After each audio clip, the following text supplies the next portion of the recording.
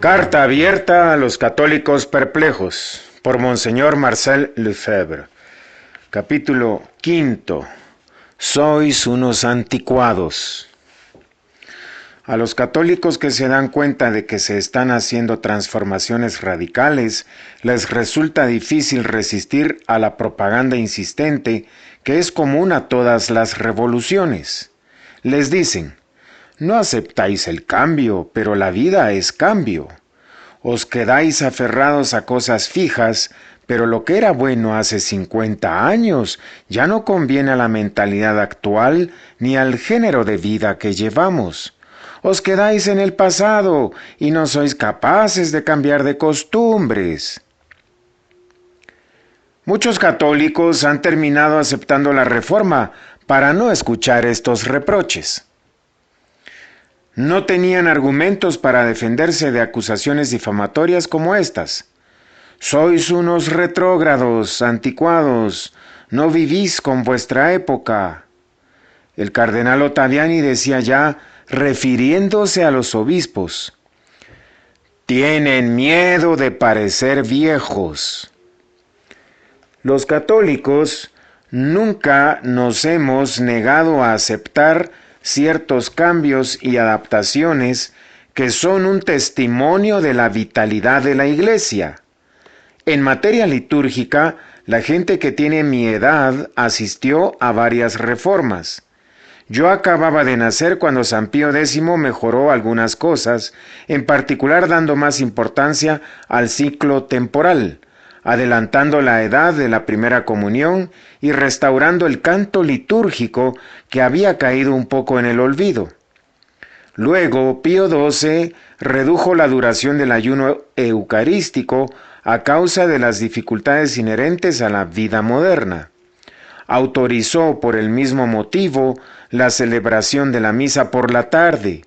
Colocó otra vez el oficio de la vigilia pascual en la tarde del sábado santo y retocó los oficios de la Semana Santa. Juan XXIII, a su vez, hizo algunos retoques al rito denominado de San Pío V antes del concilio. Pero nada de esto se parecía ni poco ni mucho a lo que sucedió en 1969, es decir, una nueva concepción de la misa. También nos reprochan que nos aferramos a las formas exteriores y secundarias, como por ejemplo el latín. Dicen que es una lengua muerta y que nadie la entiende, como si el pueblo cristiano la hubiera entendido mejor en el siglo XVII o en el siglo XIX o en el siglo IX. ¡Qué descuido de la Iglesia, según los innovadores, al esperar tanto tiempo para suprimir el latín! Yo creo que la Iglesia tenía sus razones. No tiene que asombrarnos que los católicos sientan la necesidad de comprender mejor esos textos admirables, de donde pueden sacar alimento espiritual, ni que deseen asociarse más íntimamente a la acción que se desarrolla en su presencia. Sin embargo, adoptando la lengua vernácula en todas las partes del santo sacrificio, no se satisfacen esas necesidades. La lectura en idioma vernáculo de la epístola y del evangelio es una mejora y se usa cuando conviene en San Nicolás du Chardonnay, la iglesia que la Fraternidad Sacerdotal de San Pío X tiene en la ciudad de París, y en los prioratos de la fraternidad que he fundado. En cuanto a lo demás, lo que se podría ganar no tendría proporción con lo que se perdería, porque entender los textos no es el fin último de la oración, ni el único medio de poner al alma en oración, es decir, en unión con Dios. Prestar demasiada atención al sentido de los textos puede ser incluso un obstáculo para la oración misma. Me admira que no se entienda esto cuando al mismo tiempo se predica una religión del corazón, menos intelectual y más espontánea. Admirable. La unión con Dios se logra gracias al canto religioso y celestial, al ambiente general de la acción litúrgica, a la piedad y al recogimiento del lugar, a su belleza arquitectónica, al fervor de la comunidad cristiana, a la nobleza y la piedad del celebrante, a la decoración simbólica, al perfume del incienso, etcétera, etcétera. Poco importa dónde se apoye el alma, con tal que se eleve. Cualquiera que entre en alguna abadía benedictina que haya guardado el culto divino en todo su esplendor, puede experimentarlo. Esto en nada disminuye la necesidad de procurar entender mejor el rezo, las oraciones y los himnos, y la necesidad de una participación más íntima. Pero es un error creer que solo se puede llegar a esos fines empleando la lengua vernácula y suprimiendo totalmente la lengua universal de la Iglesia, cosa que, por desgracia, ya se ha hecho en casi todas partes del mundo. Basta ver el poco éxito de las misas, por más que se digan según el nuevo ordinario de la misa y se siga cantando el Credo, el Sanctus y el Agnus Dei. El latín es una lengua universal. Al emplearlo, la liturgia nos pone en una comunión universal, es decir, católica. En cambio, si la liturgia se torna localista y se individualiza, pierde esa dimensión que marca profundamente a las almas en su catolicidad. Para no caer en este error, bastaba fijarse en los ritos católicos orientales, en los que los actos litúrgicos se expresan desde hace mucho tiempo en lengua vulgar. En esas comunidades se ve el aislamiento de los miembros. Cuando están dispersas fuera de su país de origen, esas comunidades necesitan sacerdotes propios para la misa, para los sacramentos y para las demás ceremonias, y construyen iglesias especiales que forzosamente las apartan del resto del pueblo católico. ¿Se saca con esto algún beneficio? No es nada claro que la lengua litúrgica particular haya hecho que estas comunidades sean más fervorosas y practicantes que las que benefician de la lengua universal, que quizás muchos no entienden, pero que se puede traducir. Si consideramos la situación fuera de la Iglesia, el Islam, ¿cómo ha logrado asegurar su cohesión al difundirse en regiones tan diferentes y entre pueblos de razas tan diversas como Turquía, África del Norte, Indonesia o el África Negra? Imponiendo en todas partes el árabe como lengua del Corán. En África, yo veía cómo le hacían aprender de memoria los suras a niños que no podían entender una sola palabra en árabe. Los suras son los versículos del Corán. Y hay algo más. El Islam prohíbe incluso la traducción de su libro sagrado. Hoy se ve con buenos ojos decir alabanzas de la religión de Mahoma, a la que, según me han dicho, se han convertido miles de franceses, y pedir dinero en las iglesias para construir mezquitas en Francia. Sin embargo, de lo único que no se han inspirado es del único ejemplo que podía tenerse en cuenta: la persistencia de una lengua única para la oración y para el culto. El hecho de que el latín sea una lengua muerta ayuda a su preservación. Es el mejor medio para proteger la expresión de la fe contra las variaciones lingüísticas que naturalmente se dan a través de los siglos. Desde hace unos años, el estudio de la semántica se ha extendido mucho y hasta se ha introducido en los programas de francés de las escuelas. Una de las finalidades de la semántica no es el estudio del cambio de significado de las palabras, de los cambios de sentido que se van sucediendo con el tiempo y a veces en períodos muy cortos.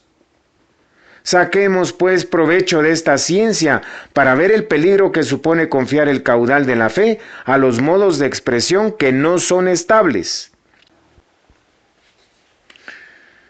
¿Habría sido posible conservar durante 2000 años, sin ninguna alteración, la formulación de las verdades eternas e inmutables con lenguas que evolucionaran sin cesar y que son distintas en cada país e incluso en cada región? Las lenguas vivas cambian y se mueven.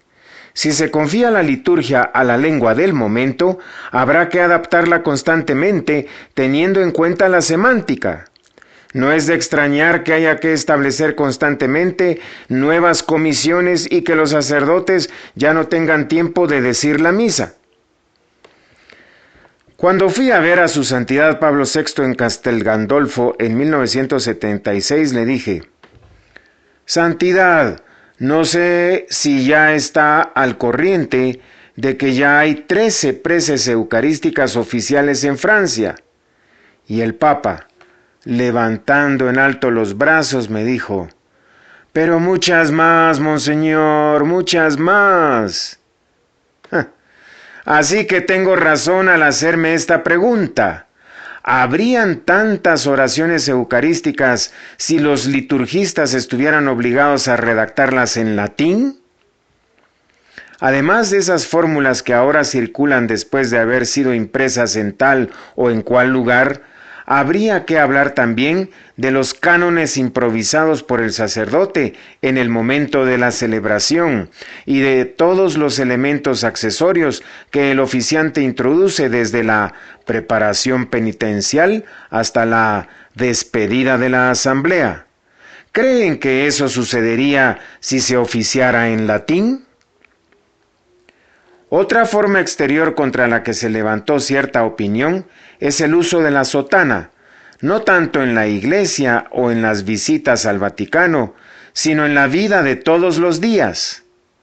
No es algo esencial, pero tiene una gran importancia. Cada vez que el Papa lo ha recordado y Juan Pablo II lo ha hecho con insistencia, ha habido protestas de indignación por parte del clero. Leía hace poco en un diario de París las declaraciones que sobre este punto hizo un sacerdote de primera línea, y cito: «Eso es puro folclore. En Francia, el uso de un traje reconocible ya no tiene sentido, porque no hay ninguna necesidad de reconocer a un sacerdote en la calle. En cambio, la sotana y el clergyman hacen que la gente se bloquee. El sacerdote es un hombre como los demás, aunque es cierto que preside la Eucaristía». Fin de cita.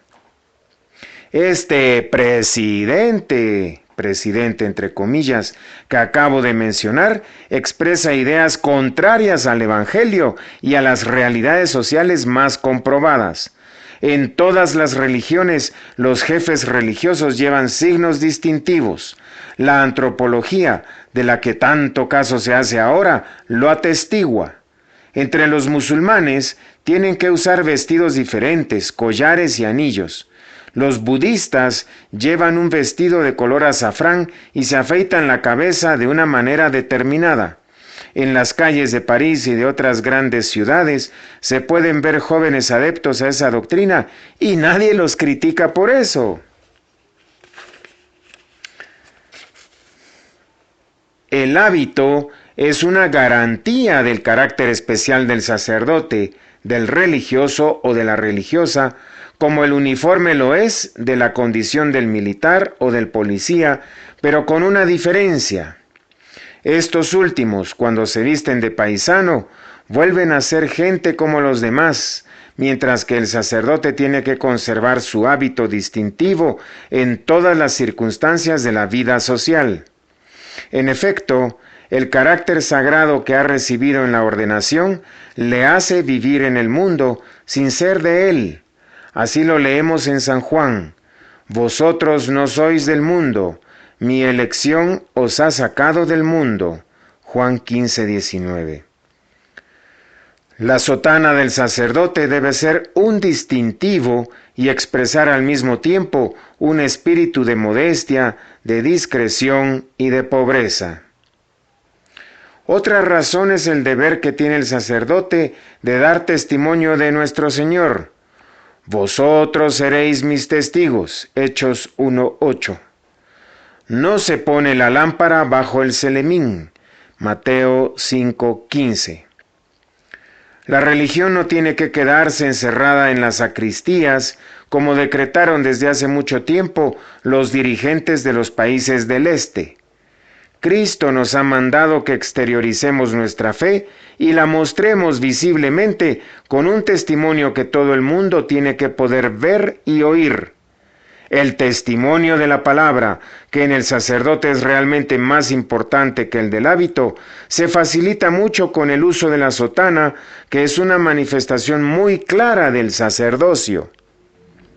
La separación de la Iglesia y del Estado, que ahora se acepta y que a veces se considera como la mejor solución, ha hecho penetrar poco a poco el ateísmo en todos los ámbitos de la actividad, y hay que admitir que una buena parte de católicos e incluso de sacerdotes ya no tienen una idea clara del lugar que ocupa la religión católica en la sociedad civil.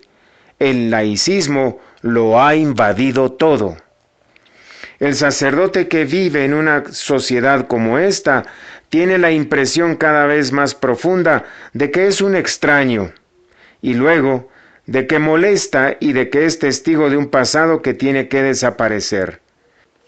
Siente que su presencia solo se tolera, o por lo menos así le parece a él. De ahí su deseo de integrarse en el mundo laico y su deseo de fundirse en la masa. A esta clase de sacerdotes les haría falta haber viajado por países menos descristianizados que el nuestro, pero sobre todo lo que más les falta es una fe profunda en su sacerdocio. Además, eso es juzgar mal el sentido religioso que aún existe. Se supone sin motivo que la gente con la que tenemos que tratar, por motivo de negocios o de relaciones casuales, no es muy religiosa. Los jóvenes sacerdotes que salen de Ecón, localidad en la que se halla el seminario de la Fraternidad Sacerdotal San Pío X en Suiza, y los demás que no se han sacrificado a la corriente del anonimato, lo demuestran cada día. ¿Aislamiento? Todo lo contrario. La gente se acerca a ellos en la calle y en las estaciones para hablarles. A veces lo hacen sencillamente para manifestarles su alegría de ver un sacerdote. En la nueva iglesia se habla mucho del diálogo.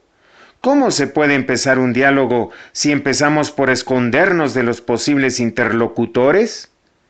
En las dictaduras comunistas, una de las primeras medidas de los dueños de la situación ha sido prohibir la sotana. Ese es uno de los medios para ahogar la religión. ¿No puede pensarse que lo contrario también es cierto? El sacerdote que se muestra como tal por su apariencia exterior es una predicación viva. La ausencia de sacerdotes que puedan reconocerse en una gran ciudad es una señal de un retroceso grave en la predicación del Evangelio. Es la continuación de las obras nefastas de la revolución y de las leyes de separación de la Iglesia y del Estado. Agreguemos que la sotana protege al sacerdote del mal, le impone una actitud, le recuerda en todo momento su misión en la tierra y lo protege contra las tentaciones. Un sacerdote que lleva sotana no experimenta ninguna crisis de identidad y los fieles saben con quién están hablando. La sotana es una garantía de la autenticidad del sacerdocio.